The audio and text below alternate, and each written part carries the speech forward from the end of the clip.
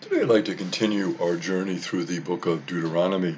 We are up to chapter 16 as we take a look at this amazing book from the Hebrew Scriptures.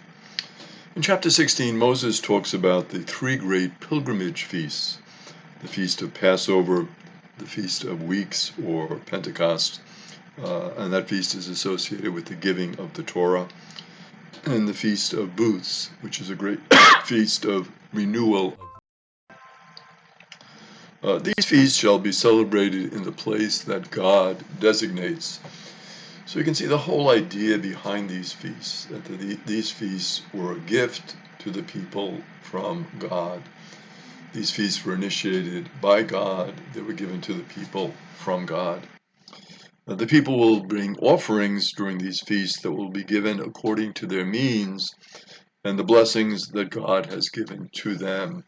I particularly like that concept that they will give the gifts according to their means.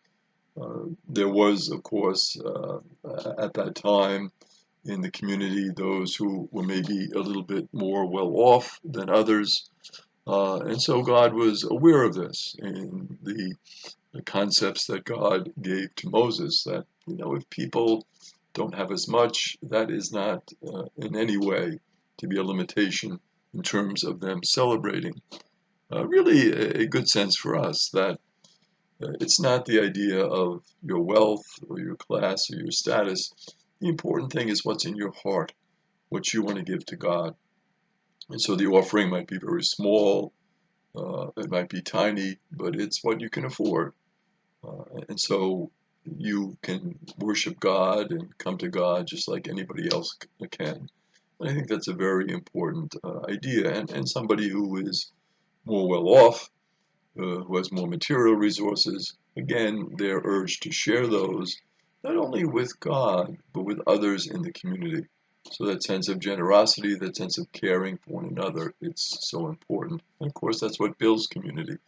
The fact that we are connected to one another, have love for one another, and want to build up that community with everybody and not leave anyone out, depending on their resources, depending on their status, their class, their ethnicity.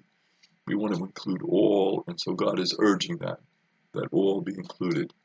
And there should be no restrictions if they don't have those material resources that somebody else might have. Passover is supposed to be celebrated in the month of Abib, and the idea is that that month is a month where the grain would be ripe. So that idea of celebrating Passover in the spring, this time of harvest, this time of fruitfulness, again, you're giving back to God. The Babylonian name Nisan was given later to this month, after the Babylonian exile. So we can see the influence, initially called Abib, but then changed to Nisan, because the people had been in Babylon for a while, and they took on some of those customs, some of those names, and incorporated them into their own liturgy, into their own way of worshiping God. Only unleavened grain can be eaten for the 7 days of this feast. So again, what makes it special is the unleavened grain.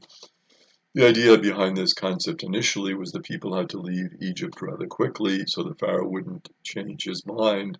So there was no time really to allow for this to rise. So no leaven would be in it. But they kept that custom, and this would be for 7 days.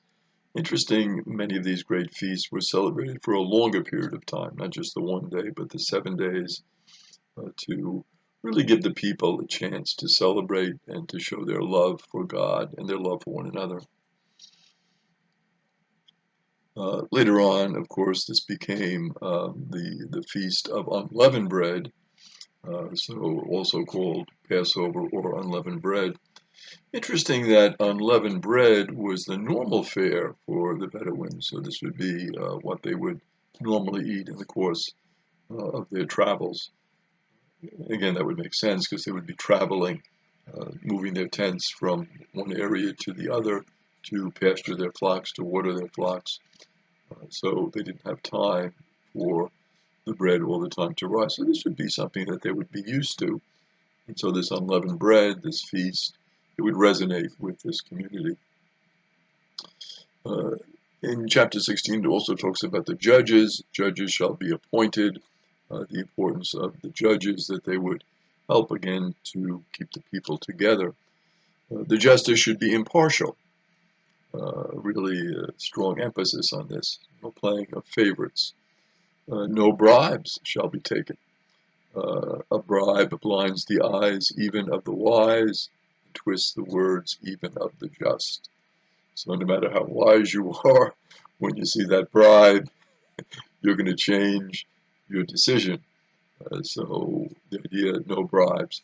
And of course, when we see these laws being given, these guidelines being given, the idea is that the people would have known that they did have this experience of bribery, and so they would legislate against it, obviously.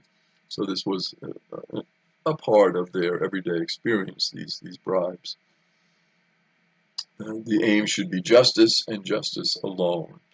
And again, even in our system today, we see bribery, and all of this, and we try to legislate against it, but it's something, of course, that does come up quite frequently, and in many cultures, unfortunately, it's the normal way of doing business.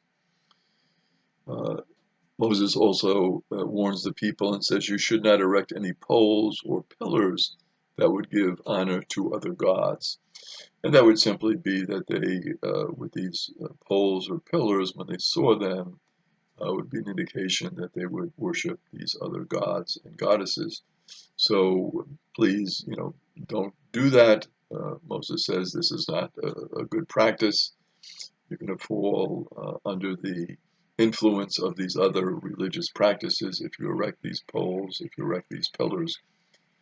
But again, with all of these regulations, you see that when they come up, it's the idea that the people were tempted to follow these other paths and not be faithful to God. And you can see the difficulty there for the people. They wanted to follow God, they wanted to embrace this, but it was very difficult for them.